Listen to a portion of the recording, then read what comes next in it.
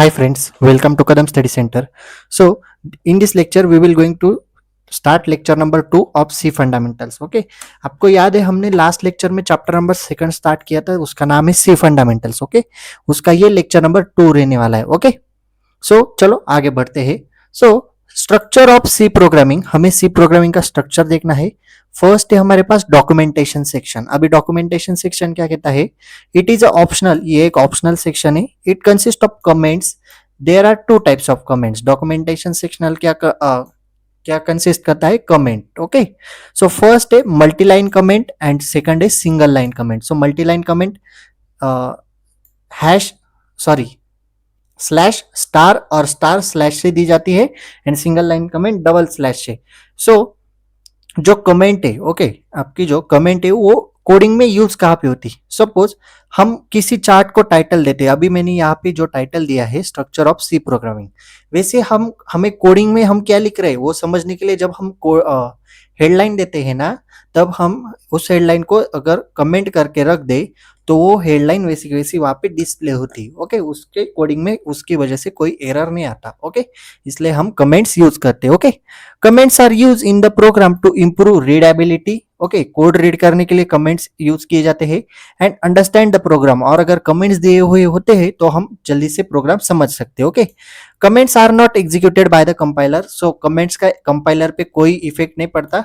They are ignored by compiler. Compiler क्या करता है? कमेंट्स को इग्नोर करता है. ओके, आगे बढ़ते हैं. सेकेंड सेक्शन है हमारे पास लिंक सेक्शन. लिंक सेक्शन क्या करता है? It consist of the preprocessor directives. ये प्री प्रोसेसर डिरेक्टिव्स यूज करता है. हमें सेकंड सेमेस्टर में एडवांस सी में चैप्टर भी preprocessor. Okay, which link the compiler to standard library function. We include different predefined standard library function. Okay, in our C program. हमारे C programming में मतलब बहुत सारे types के standard library function है and all these different library function available in different standard header files. Okay, और ये सारे फंक्शन अलग अलग हेडर फाइल्स में इंक्लूड है. Okay, for example hash include stdio.h, ये मेनली हम यूज करते हैं किसके लिए? printf, scanf, getf. ये हम कोडिंग करेंगे ना तब आपको पता चलेगा. देन हैश इंक्लूड mat.h, उसमें हम पावर फंक्शन यूज करते हैं, square root, sine, cos and etcetera etcetera. Okay, so third section है हमारा definition section. So definition section क्या कहता है? It is optional and define all symbolic constant. ये क्या है? एक ऑप्शनल सेक्शन है और ये सिंबॉलिक कांस्टेंट को डिफाइन करता है. फॉर एग्जांपल हैश डिफाइन पाई. हम पाई को डिफाइन करते हैं डायरेक्टली 3.14. अगर आपने डायरेक्टली हैश डिफाइन पाई कर दिया तो ऑटोमेटिकली वैल्यू आ जाती है. Then define max, maximum value आप 100 200 आपके हिसाब से ले सकते हो. देन फोर्थ सेक्शन है हमारे पास global declaration section. Okay, this section is optional. It declares the global variables. This variable can be use in more than one function. Okay, ये वेरिएबल डिक्लेयर करता है और एक से ज्यादा हम वेरिएबल फंक्शन में यूज कर सकते हैं. ओके, देन फिफ्थ है main function. It is a special and important function use by C program to tell the compiler where the program start. ये हम क्यों यूज करते हैं कि प्रोग्राम कहाँ पे स्टार्ट हुआ ये कंपाइलर को बताने के लिए. Okay, if the C program consist of more than one main function, अगर एक से ज्यादा मेन फंक्शन हुए the compiler can't tell which one is start of program. So हमें एक बार एक ही मेन फंक्शन यूज करना है. अगर एक से ज्यादा मेन फंक्शन हुए तो कंपाइलर हमें बता नहीं सकता कि हमारा प्रोग्राम कहाँ पे स्टार्ट हुआ. Okay, then sixth the opening and closing. Okay, it indicate the begin and end of the main function. जब हम प्रोग्राम लिखते हैं तो हम फर्स्ट लिखते हैं, देखो हम प्रोग्राम इस तरह से लिखते हैं, एक डेमो बताता हूँ आपको. hash include, okay, just wait for a second. hash include stdio.h, ये एक हेडर फाइल है. और void main एंड ये दो ब्रैकेट. ओके, ये फिक्स होता है, ये पार्ट फिक्स होता है. देन हम यहाँ पे एक करली ब्रैकेट देते हैं और बीच में हमारा प्रोग्राम लिखते हैं और प्रोग्राम एंड करते समय अगेन करली ब्रैकेट से क्लोज करते हैं. ओके, तो इसलिए यहाँ पे ओपनिंग एंड क्लोजिंग में आपको दो करली ब्रैकेट दिखाए गए. Okay, C program may contain zero or more variable declaration and statement. C program एक जीरो और मोर 0 या फिर उससे ज्यादा variable declaration and statement contain करता है। सब प्रोग्राम सेक्शन है 8 नंबर का, it is optional and it contain all user defined function. इसमें ऑल यूजर डिफाइंड फंक्शन होते हैं that are called main function. Okay, user defined यानी कि क्या, हम खुद डिफाइन करते हैं। ओके, सो यूजर डिफाइंड फंक्शन हम खुद डिफाइन करते हैं। ओके, प्रोग्रामिंग लैंग्वेज के थ्रू। ओके, तो ये हुए सी प्रोग्रामिंग का स्ट्रक्चर। ओके, जैसे जैसे हम प्रोग्रामिंग करेंगे तब आपको पता चल जाएगा ये फंक्शन वगैरह, हेडर फाइल वगैरह वगैरह क्या है। देन हमारा नेक्स्ट टॉपिक है सी टोकन्स। ओके, टोकन्स यानी कि क्या, smallest unit in C program is known as token. सबसे स्मॉलेस्ट यूनिट जो प्रोग्रामिंग लैंग्वेज में होता है उसे हम टोकन कहते हैं। The compiler recognise them for building of expression. Okay, compiler token को रिकॉग्नाइज करता है एक्सप्रेशन बिल्ड करने के लिए। ओके, देन उसमें है हमारे पास character set. Character are use to write token, the character are defined by the Unicode set.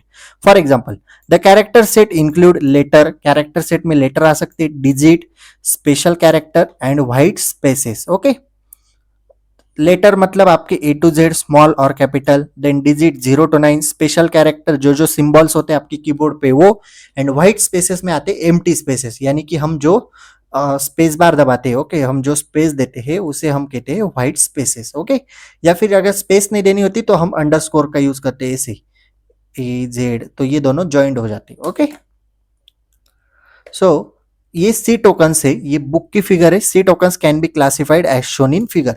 C tokens इस तरह से क्लासिफाइड होते हैं। फर्स्ट है keywords, identifier, constant, string, special symbols and operators. Okay, ये हम आगे जाके एक टॉपिक डीप में पढ़ने वाले। चलो शुरू करते हैं। फर्स्ट है keyword.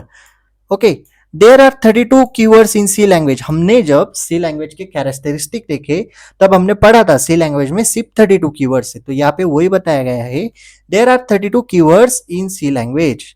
Keywords has specific meaning and we can not use them as an identifiers. Keywords को क्या होता है, स्पेसिफिक मीनिंग होता है और हम उसे आइडेंटिफायर की तरह यूज नहीं कर सकते। Okay, all keyword are written in lower case. सारे के सारे कीवर्ड लोअर केस में रिटर्न किए जाते हैं। Keywords are also called reserve words. Okay, just wait for second.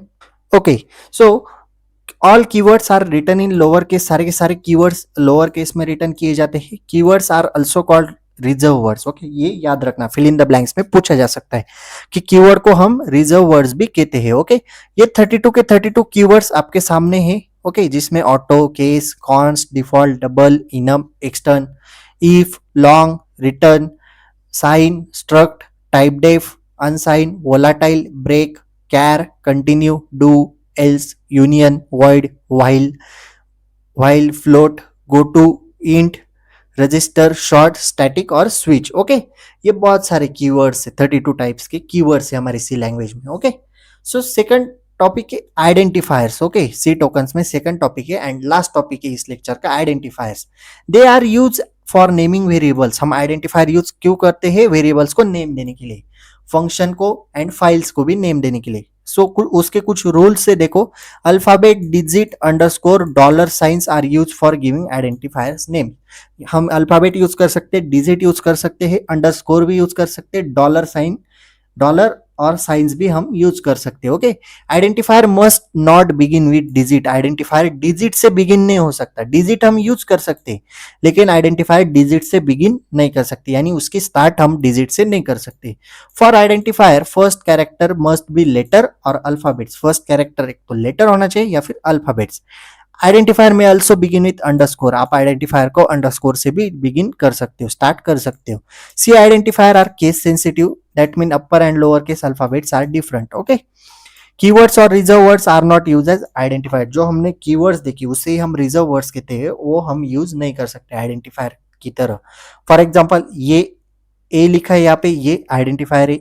A1 लिखा है, ये भी आइडेंटिफायर है। अगर मैं 1A लिखूं तो ये चलेगा क्या? नहीं। क्यों? क्योंकि यहाँ पे देखो must not begin with digit, इसलिए 1A नहीं लिख सकते, लेकिन A1 लिख सकते हैं। ओके, रोल नंबर उसके बीच में आपको अंडरस्कोर देना है एंड अंडरस्कोर से स्टार्ट है ABC, ये हुआ आइडेंटिफायर। ओके, तो अभी हम यहाँ पे रुकते हैं। हमने देखा structure of C programming and C tokens के बारे में हमने पढ़ा। ओके, सोशल मीडिया पे आप हमें फॉलो कर लेना, नोट्स टेलीग्राम चैनल पे अवेलेबल है। If you have any doubt regarding this lecture you can comment me or you can DM me on Instagram, or you can also ask your doubt on Telegram doubt discussion group. If you like this video, please like, share and subscribe to our channel and share this video with your friends.